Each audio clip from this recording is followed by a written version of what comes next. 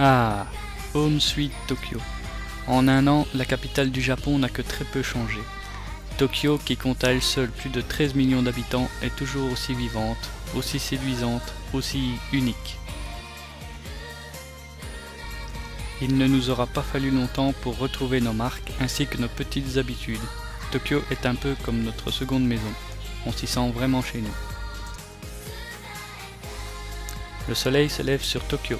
Aujourd'hui, pour notre première vidéo entièrement filmée au Japon, nous traverserons deux des quartiers les plus populaires. Et pour bien débuter la journée, rien de tel qu'un bon breakfast. L'hôtel ne nous servant que des petits déjeuners de type British, direction la boulangerie du complexe. Derrière un nom assez étonnant pour une boulangerie se cache notre petite réserve secrète de pâtisserie.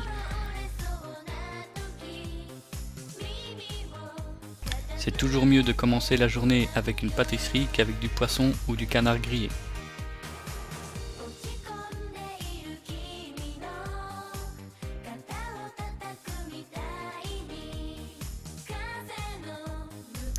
Comme d'habitude, il fait très chaud, entre 30 et 35 degrés les jours de bon temps. Et aujourd'hui, c'est le cas. Heureusement, les métros de la capitale sont équipés en air conditionné. Et eux non plus n'ont pas pris une ride.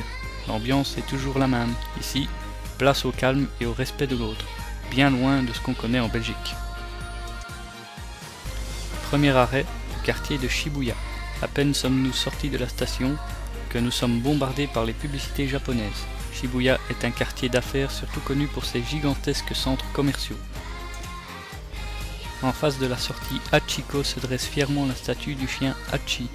L'histoire raconte que Hachi accompagnait tous les jours son maître jusqu'à la gare de Shibuya, après quoi il l'attendait jusqu'à son retour.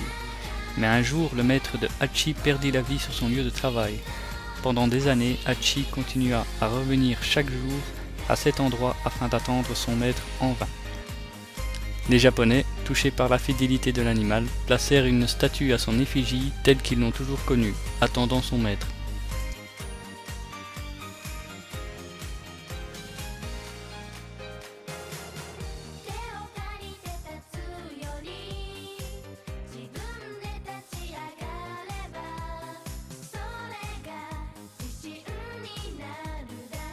Shibuya possède un nombre incalculable de boutiques vestimentaires.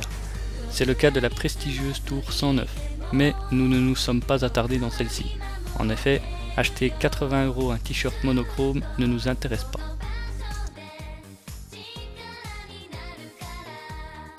Pour l'instant, nous allons chercher des magasins un peu plus bon marché. En cherchant bien, et surtout en ouvrant bien les yeux, on peut trouver des magasins proposant des prix défiant toute concurrence.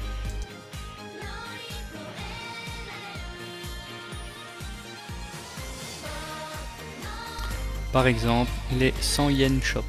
Comme leur nom l'indique, tous les articles sont au prix unique de 100 yens, une aubaine si vous avez oublié d'emporter quelque chose pour venir à Tokyo, comme par exemple un pot de gel. Ensuite, direction Mandarake. C'est une très bonne adresse si vous êtes venu à Tokyo pour acheter des mangas pas chers. C'est vraiment un endroit que je vous recommande et vous allez vite comprendre pourquoi.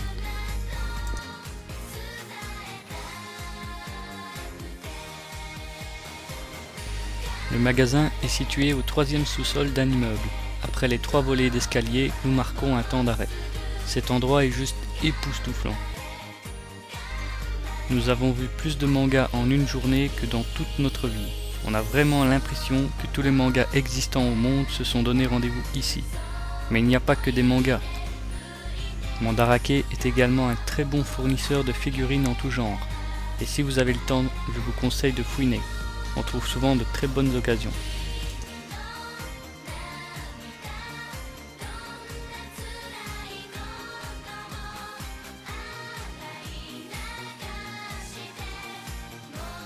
Notre soif de lecture est quelque peu épanchée alors que nous quittons Mandarake. Nous décidons de continuer à flâner dans Shibuya.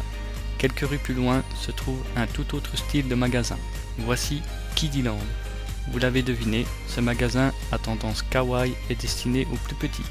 L'endroit rêvé si vous voulez trouver de quoi émerveiller vos enfants. Nous avons pu nous rendre compte que les Japonais adoraient Snoopy. Et bien sûr Hello Kitty, mais ça, ce n'est pas nouveau.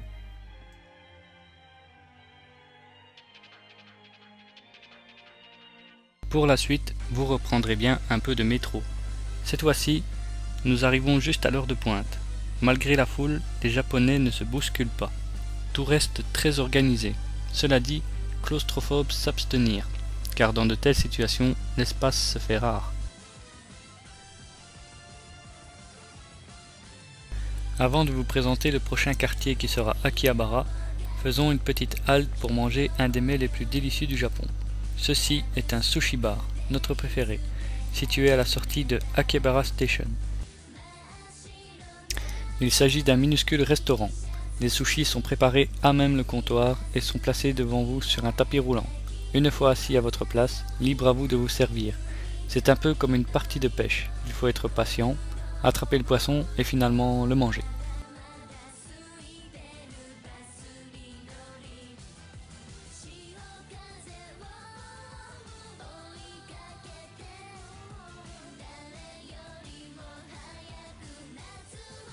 Une fois que vous avez englouti ce que vous pouviez en sushi, un geste à la serveuse signifie que vous voulez l'addition.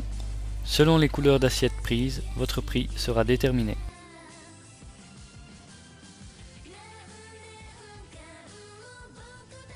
Si vous êtes de passage à Tokyo, impossible de passer à côté des sushis. Croyez-moi, ne pas y goûter serait une erreur. Plongeons maintenant à pieds joints dans le monde fascinant des otaku. Akihabara est un quartier unique. Il réunit tellement de boutiques et de salles de jeux que si vous voulez toutes les visiter à raison de 5 minutes par magasin, il vous faudrait 1 heure pour faire 100 mètres. Akihabara est aussi le quartier où l'on trouve le plus de maid café. Celle-ci appâte le client dans la rue et vous allez le voir, filmer une maid est très compliqué, car à chaque fois que l'une d'entre elles voit la caméra, celle-ci se met en retrait et se cache. Le mieux est encore de les filmer de loin et à leur insu. À défaut de se rincer l'œil, rinçons-nous le gosier. Il fait tellement chaud dans les rues, pas seulement à cause des maids, mais surtout à cause de la chaleur toujours très difficile à supporter.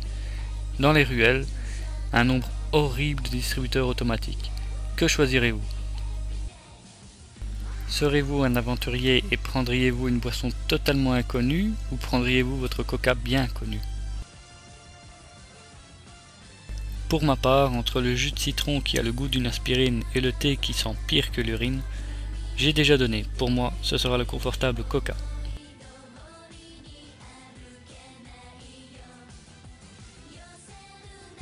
Ensuite, direction le magasin Softmap. C'est le temple de la figurine pas chère. Ici, vous pourrez faire les meilleures affaires. Sérieusement, il ne fallait pas créer un tel magasin. Ma carte de crédit va encore cramer. Et voilà. Premier achat pour le club Magic de Charleroi. Historique. Finalement, il est temps de s'éclater quelque peu sur les arcades japonaises. Ici, Tamara nous fait la démonstration d'un jeu qui prouve qu'il existe des styles de jeu qui nous sont encore inconnus.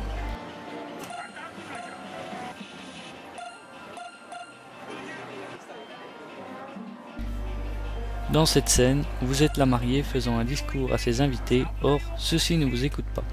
Il faut alors taper sur la table pour les surprendre et faire monter votre colère. Une fois que votre colère est au maximum, ce qui doit arriver arrive enfin.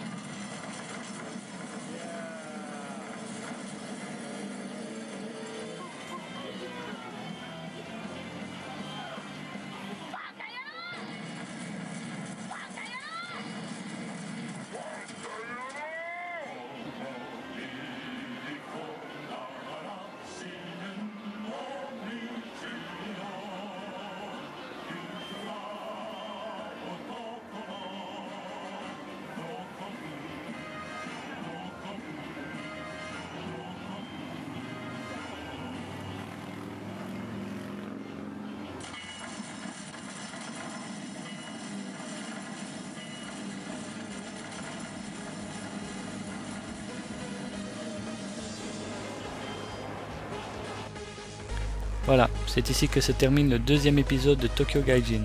C'est devant vos yeux que nous déchaînons nos envies de gamer. C'est avec plaisir que nous vous retrouvons bientôt pour l'épisode 3. Sayonara.